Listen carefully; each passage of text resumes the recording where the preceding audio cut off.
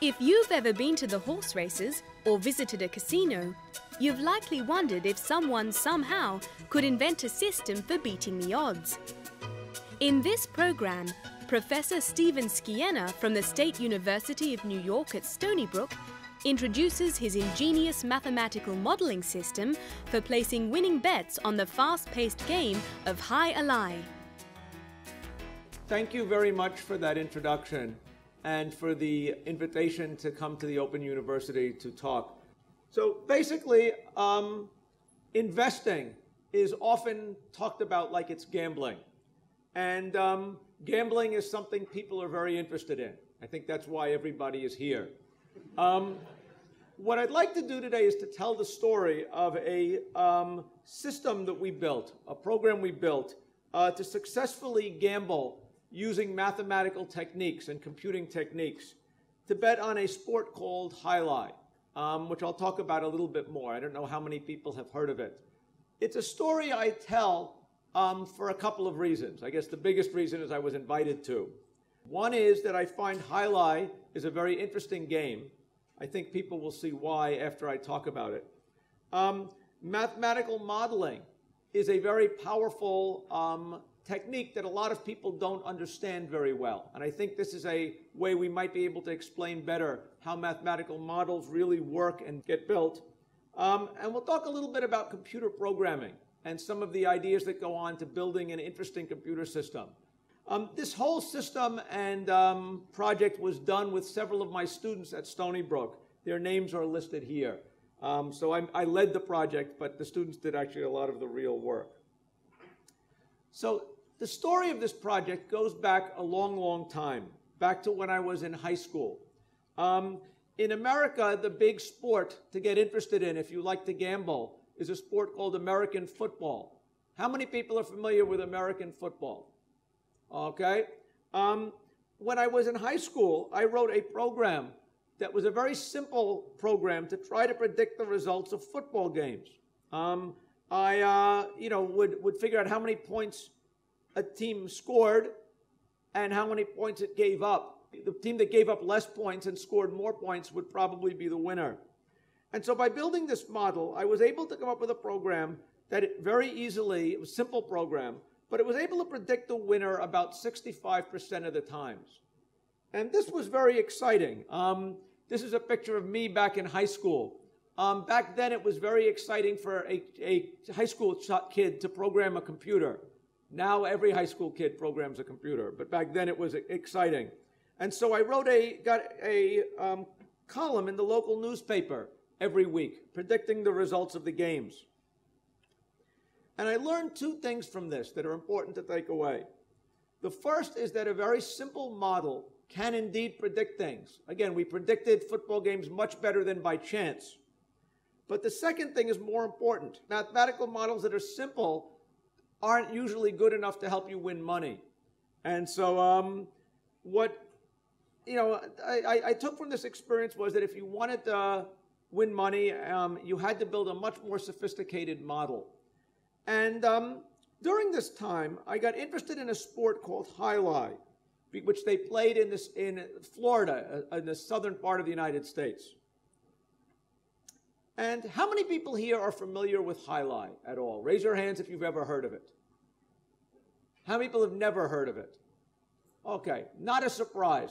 High Ally is a sport that they play in, it originally comes from a part of Spain in the Basque Country, that it's called Pelota Vasca or Cesta Punta. It's a Spanish version of handball or racquetball, which basically consists of two people taking turns hitting a ball against a wall. How many people have been to Macau? Has anybody seen a place called the High Ally Hotel or Casino? A few people. Why that is there is that in Macau, there used to be, I think it's used to be, a place where you could go to watch High Ally and bet on it. And the place where you used to be able to watch it and Go is the place that is now the High Life Casino. So what is the game about? The game consists of, again, for now, let's say 2 players against each other.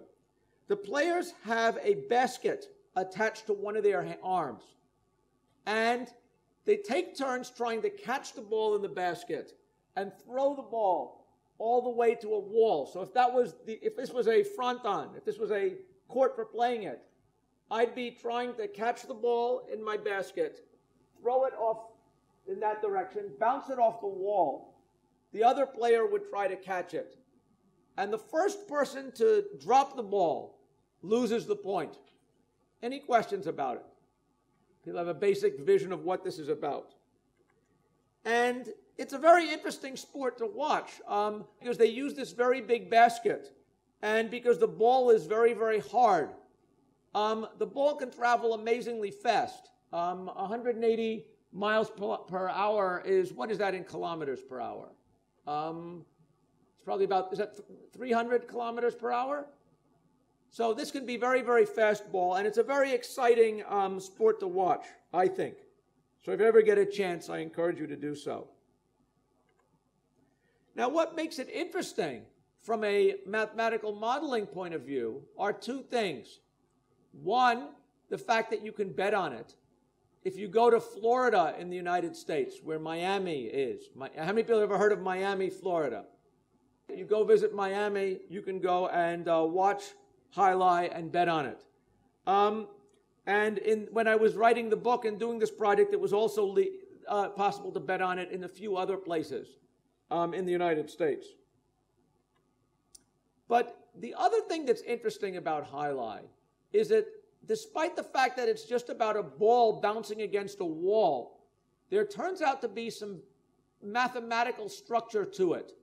That is, once you understand the mathematical structure, you'll get an idea as to why I thought I could write a computer program to figure out who might win.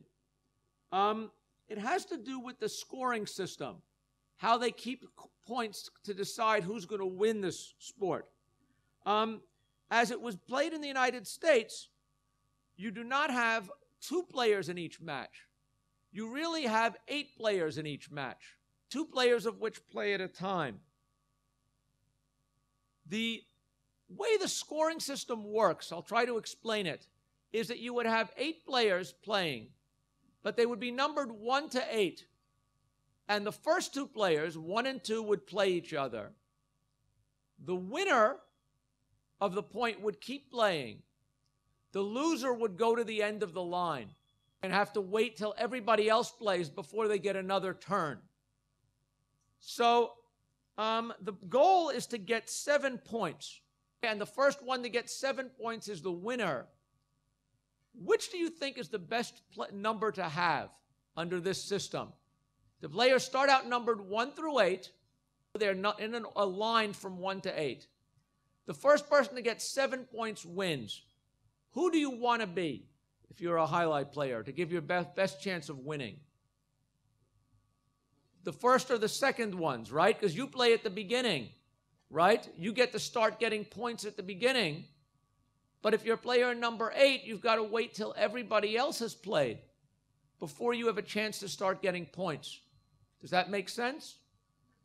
So, in order to try to make the game better for the people at the end of the line, they do something funny to the scoring system. After everybody has played their first point, then every time the ball gets dropped, it counts for 2 points instead of 1. And this gives some help to the person at the bottom of the line. Because if you want to get 7 points and you're player 1, you have to win your first 7 points, right?